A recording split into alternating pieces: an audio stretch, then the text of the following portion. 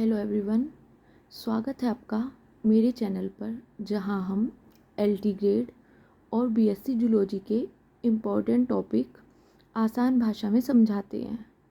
आज का हमारा टॉपिक है टैक्सोनॉमी, वर्गीकरण, इसके सिद्धांत, जाति और उपजाति की संकल्पना। तो टॉपिक आपको समझ ही आ गया होगा, ये मैंने लिखा हुआ है। अब मैं आपको थोड़ा वॉइस से समझा देती हूँ, एक्सप्लेन करती हूँ, फिर मैं आपको अपने जो मैंने लिखे हुए मेरे नोट्स हैं वो सेंड करूँगी। ओके,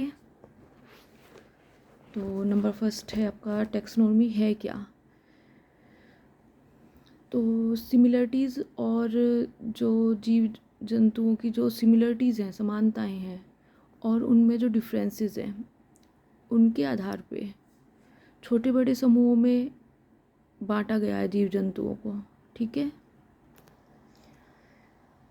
इनके अध्ययन की शाखा को वर्गीकरण विज्ञान या फिर टैक्सोनॉमी बोलते हैं। टैक्सोनॉमी को आप इंग्लिश में डिस्ट्रीब्यूशन भी कह सकते हैं।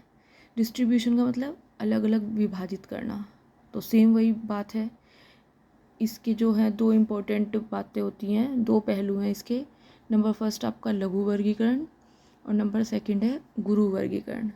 तो लघु से आप समझ ही रहे होंगे, लघु का मतलब छोटा होता है, गुरु का मतलब बड़ा होता है। ओके, तो लघु वर्गीकरण क्या है? जीव जातियों की जो स्पष्ट पहचान है, उनकी क्लियर, उनके बारे में एकदम जो निर्धारण किया जाता है वो लघु वर्गीकरण है। और आपका गुरु वर्गीकरण क्या है? इसमें जीव जातियों को छोटे बड़े समूहों में वर्गीकृत किया जाता है। ओके, अब हम बात करते हैं कि वर्गीकरण के उद्देश्य क्या क्या हैं, क्यों किया गया ये, क्यों हमने ऐसा सोचा कि इन्हें जीव जातियों को अलग अलग भागों में विभाजित करें, ऐसी क्या बात थी। ठीक है, नंबर फर्स्ट है इससे क्या, इसका एक मेन रीज़न है अध्ययन की सुविधा। लाखों जीव जातियों का अलग अलग अध्ययन करना संभव नहीं है, हम अलग अलग करते रहें सबका। तो इसलिए हमने क्या किया, जो मिलती जुलती जातियाँ थी उनके समूह में से किसी एक का अध्ययन कर लिया, जिससे हमें पूरे समूह की जातियों का मूल ज्ञान हो गया। फॉर एग्ज़ाम्पल, जैसे एक मछली है, हमने मछली के अध्ययन से हमें मछली की सारी जातियों की मूल रचना के बारे में, कैसी है होती है मछलियाँ, इनका क्या स्वभाव होता है, इनका कार्य क्या है, ये कहाँ पे रहती हैं, ये सब का ज्ञान हो जाता है। तो सभी मछलियों इसी टाइप की होंगी जो मछली होती हैं। ठीक है, तो नंबर फर्स्ट है आपका एम्स ऑफ क्लासिफिकेशन है अध्ययन की सुविधा। नंबर सेकंड आपका जीव जातियों के मौलिक संबंधों का ज्ञान करवाना। अनेक प्रकार के जीव जाति जो होती हैं उनमें प्राकृतिक विकास, ये संबंध, इनका स्पष्ट बोध करवाना कि ये कैसे, कहाँ पे रहती हैं, कहाँ इनका आवास होता है। ठीक है जी, आ गया समझ आपको। अब नेक्स्ट बात कर लेते हैं हम, ब्रीफ हिस्ट्री ऑफ टैक्सोनॉमी क्या है। तो इसमें एक बात है कि सबसे पहले जो है अरस्तु ने बताया था, तो इसलिए अरस्तु को क्या कहा गया है, फादर ऑफ जूलॉजी। तो अरस्तु ने सबसे पहले अपने समय में ज्ञात जंतुओं का, जो उस टाइम जितने भी जीव जंतु थे उनमें प्राकृतिक समानताओं और विषमताओं के आधार पर दो समूह में विभाजित किया था जीव जातियों को। पहला एनीमा, दूसरा इनेमा। एनीमा कौन से होते हैं? जिनमें लाल रुधिर नहीं होता है, ऐसे जंतु, उनको क्या बोलते हैं? इन्हें अकशेरुकी भी बोल सकते हैं। इनमें लाल रुधिर नहीं होता। ठीक है, फॉर एग्जांपल है आपका स्पंज हुआ, नाइडेरिया है, मोलस्का है, आर्थ्रोपोडा है, इकाइनोडर्मेटा है, ये आपके सब जो हैं एनीमा के आ जाता है। सेकंड है आपका इनेमा।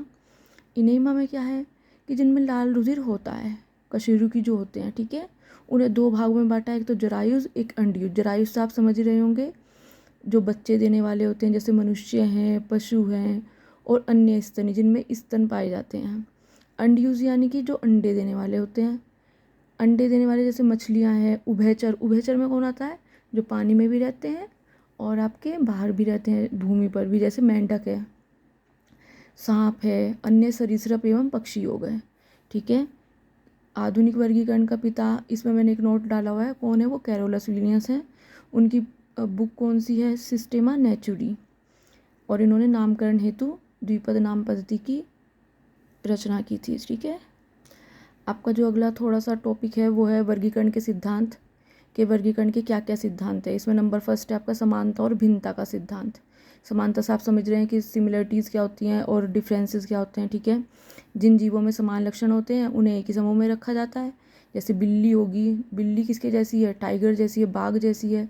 दोनों मांसाहारी हैं, पंजे हैं और दांत भी हैं, मिलते जुलते हैं, इसलिए इन्हें एक ही कुल में रखा गया है।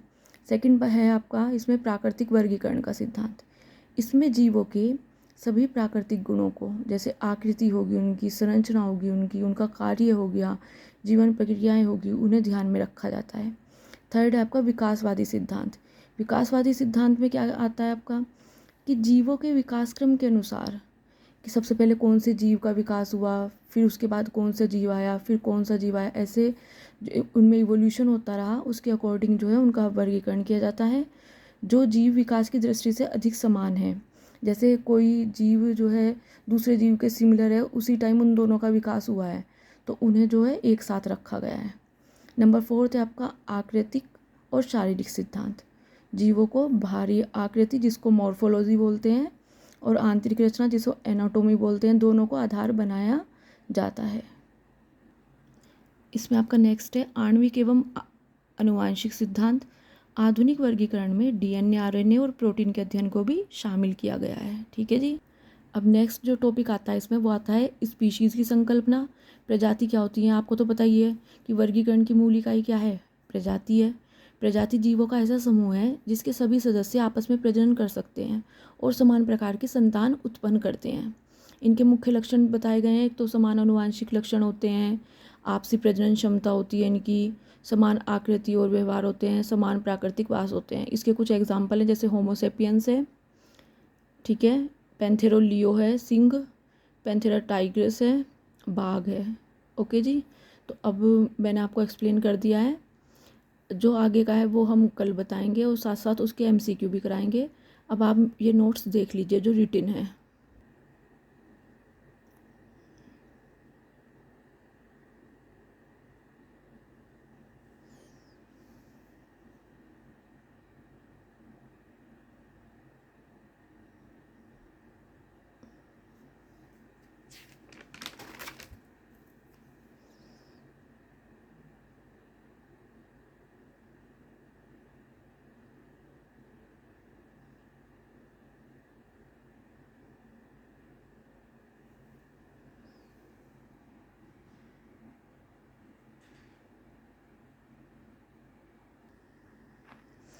Thank you.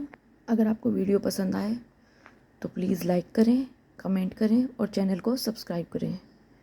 ओके, अब नेक्स्ट वीडियो में आपको इससे अगली जो है टॉपिक वो बताया जाएगा, उपप्रजाति क्या होती हैं, और थोड़े से एमसीक्यू कराए जाएंगे इसी बेस पे। Thank you.